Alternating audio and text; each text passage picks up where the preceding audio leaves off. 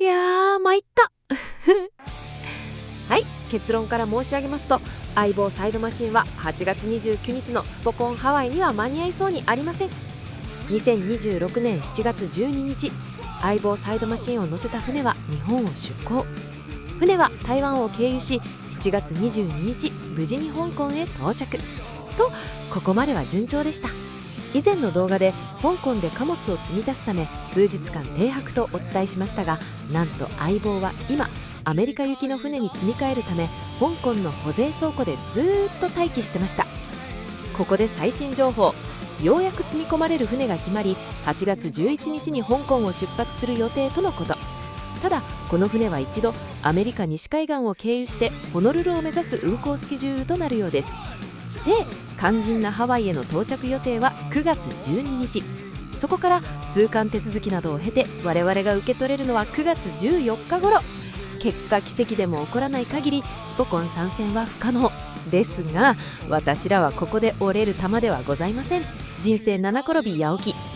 そもそもお金をもらってみせる興行をやっているわけじゃない。相棒の到着に合わせてこちらのスケジュールを動かせばいいだけの話ですから。私たちの目的はサイドマシンを通じてハワイのファンと交流すること。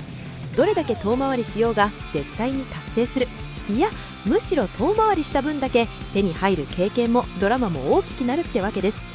この感覚、転ぶのを恐れて緻密な計画立てて失敗したら他人のせいにするような人間には理解できないでしょうけど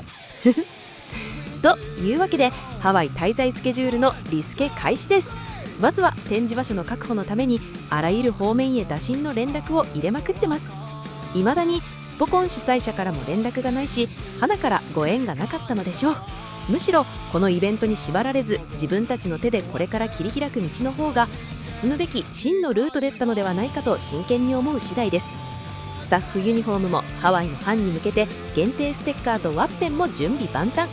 ついにハワイ上陸する相棒をハワイの空の下で出迎え、最高のファン交流をぶちかますまで。ここからが本当の起き上がりの始まり。そう、お得は立ってなんぼ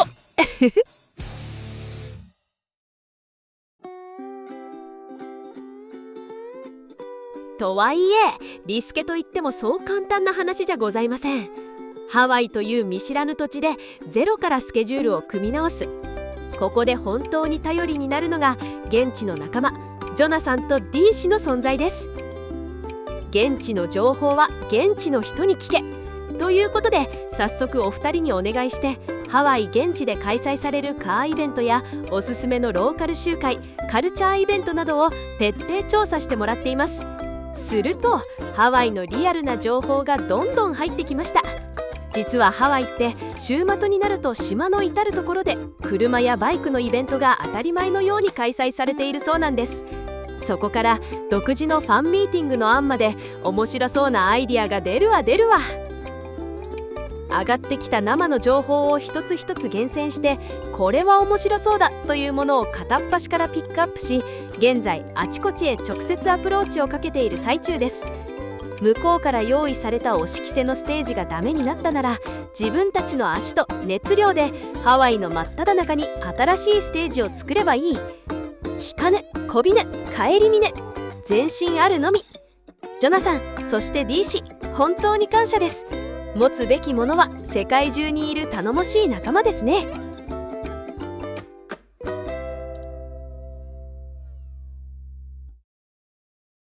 さて、スケジュールは白紙に戻りましたが、こちらの準備は着々と進んでおります。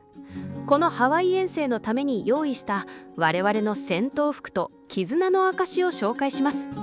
まずはスタッフユニフォームとなるフル刺繍仕様のワークシャツです。最初はあまりの高額さにプリント仕様に切り替えるかとひよっていたのですが、いろいろと人脈をたどり探した結果、素晴らしい業者さんと巡り合い、驚くべき価格でこのフル刺繍仕様で作れることになりました。ないと言い切れるのは探した人間だけ。そう、うまいまずいと言えるのは実際に食ったことのある人だけなんです。星の数、評価見てうまいと思い込んじゃダメなんです現在そのワークシャツはまさに出来上がりを待っている段階。ハワイの強い日差しの中でも絶対に負けない最高の戦闘服。手元に届くのが今から楽しみでなりません。また現地のファンやローカルの仲間たちに向けた限定ステッカーとワッペンも完璧に仕上がりました。言葉の壁を越えてつながるための大切な文化交流の切り札です。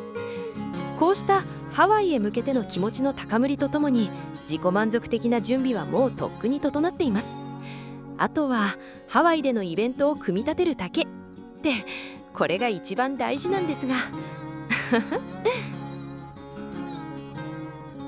実は今から30年以上も前、私はハワイを訪れたことがありました。当時ワイキキビーチでサーフィンをしていた時に出会った現地の青年2人。名前はグレイと中国系アメリカ人のミンスー。言葉もろくに通じないのになぜかものすごく仲良くなり、ローカルしか知らない穴場のサーフスポットなどいろいろな場所へ連れて行ってもらったり、帰国後もしばらく手紙のやり取りをしていたのですが、いつの間にか連絡も途絶えてしまいました。それでも私にとって人生の大切な宝物のような思い出です。仕組まれたステージがあっさりとご破産になり、自分たちの足でゼロからハワイのローカルへ飛び込むことになった今回のプラン B。 もしかしたらあの時出会った2人と奇跡的な再会を果たせたりしないだろうかなんて、個人的に少しだけ期待しちゃったりしています。最近の世の中、どうしても失敗を怖がって時間かけて緻密に計画を立て、予定通りに進まないと不安になったり、他人のせいにしたくなったりすることって多いと思うんです。でもどんなに完璧に見える計画も最初の想定外が来たらあっさりとご破産。本当に大切なのはきれいに敷かれたレールを上を歩く能力じゃない、予想外の事態に直面したその時、周りの人とどう手を取り合い、どう柔軟に笑いながら次の一歩を踏み出せるかではないかと私は思います。